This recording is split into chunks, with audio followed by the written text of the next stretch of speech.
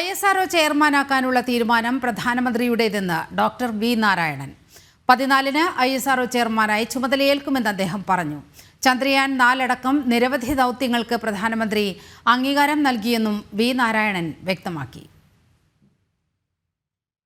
വിക്ഷേപണ ദൗത്യങ്ങളിൽ ഇസ്രോയുടെ നെടുന്തൂണായ വലിയമലയിലെ LPSC സെന്ററിന്റെ തലപ്പത്ത് നിന്നാണ് വി നാരായണൻ രാജ്യത്തിന്റെ ബഹിരാകാശ ദൗത്യങ്ങളുടെ മുഴുവൻ തലവനാകുന്നത്. തന്നെ ISRO ചെയർമാനാക്കാനുള്ള തീരുമാനം പ്രധാനമന്ത്രി നരേന്ദ്രമോദിയുടേതാണെന്ന് ഡോക്ടർ വി നാരായണൻ പറഞ്ഞു. 14-ന് ISRO ചെയർമാനായി ചുമതലയേൽക്കും.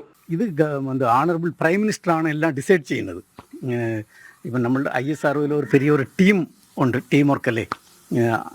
അതിൽ ഇപ്പം ഓണറബിൾ പ്രൈം മിനിസ്റ്റർ ഡിസൈഡ് ചെയ്താണ് ഇന്നലെ ഓഫീസ് ഓർഡർ റിലീസ് ചെയ്തത്.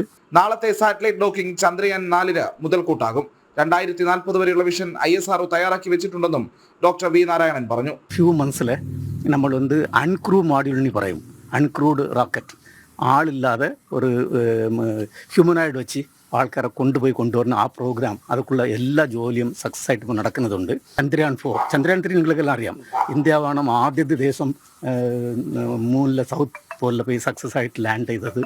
ഇപ്പോൾ ചന്ദ്രയാൻ 4 എന്ന് പറയുന്നത് അവിടെ പോയി ലാൻഡ് ചെയ്ത് നമ്മൾ സാമ്പിൾ എടുത്ത് തിരിച്ചു കൊണ്ടുവരുന്ന മിഷനാണ്. അതൊക്കെയുള്ള ജോലികളൊക്കെ സ്റ്റാർട്ട് ചെയ്തിട്ടുണ്ട്. പിന്നെ അടുത്ത് നമ്മൾക്ക് വേണ്ടി ഒരു സ്പേസ് സ്റ്റേഷൻ ബിൽഡ് ചെയ്യാൻ അത് പ്രൈം മിനിസ്റ്റർ അപ്രൂവൽ തന്നിട്ടുണ്ട്. 41 വർഷത്തെ പരിചയ സമ്പത്തുമായാണ് ISRO ചെയർമാൻ സ്ഥാനത്തേക്ക് ഡോക്ടർ വി നാരായണൻ എത്തുന്നത്.